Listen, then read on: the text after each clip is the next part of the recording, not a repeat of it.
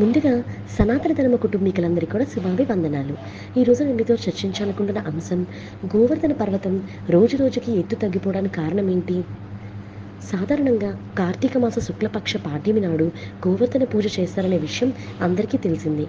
ఈ రోజున గోవర్ధన పర్వత ఆకారాన్ని తయారు చేసి గోవర్ధన పర్వతాన్ని, గోవులను మరియు శ్రీకృష్ణుని పూజిస్తారు. అయితే గోవర్ధన పర్వతం నిరంతరం ఎత్తు తగ్గుతూ వస్తుందనే విషయం చాలా మందికి తెలియకపోవచ్చు. ఈ పర్వతం ఎత్తు తగ్గడం వెనకాల కూడా ఒక కారణం ఉంది. పులస్త్య మహర్షి ఈ పర్వతానికి శాపం ఇచ్చాడనే కథనం కూడా ప్రచారంలో ఉంది. అసలు దీని గురించి పూర్తిగా తెలియాలంటే మన పురాణాల ప్రకారం పులస్త్య మహర్షి తీర్థయాత్రలు చేస్తూ ఉండి గోవర్ధన పర్వతాన్ని చేరుకున్నాడంట. అక్కడ గోవర్ధన పర్వత అందాన్ని చూసి మైమర్చిపోయాడు. పర్వతరాజు అయినటువంటి ద్రోణగిరి కుమారుడే ఈ గోవర్ధనుడు.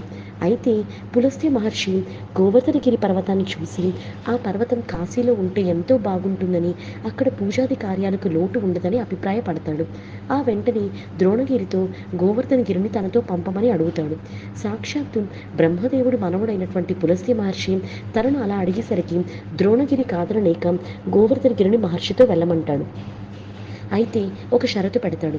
పులస్త్య మహర్షి తనను ఎక్కడా ఆపకుండా తీసుకెళ్లాలని, మధ్యలో ఎక్కడైనా తనను కిందకి దింపితే అక్కడే స్థిరపడిపోతారని చెబుతాడు. ఆ షరతుకి పులస్త్య మహర్షి కూడా అంగీకరిస్తాడు.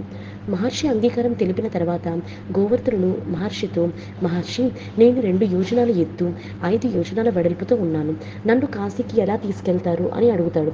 అప్పుడు పులస్త్య మహర్షి గోవర్ధనుడితో, నేను నా తపస్సు శక్తితో నిన్ను నా అరచేతిలో మోస్తాను అని అంటాడు.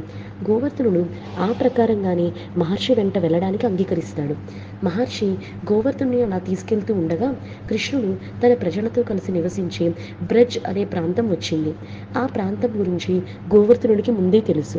ఆ ప్రాంతానికి కృష్ణుడు రాధతో కలిసి వచ్చేవాడని, ఆయన బౌల్యం, కౌమారం అక్కడే గడిచాయని గుర్తుకు వచ్చి అక్కడే ఉండిపోవాలని నిర్ణయించుకుంటాడు.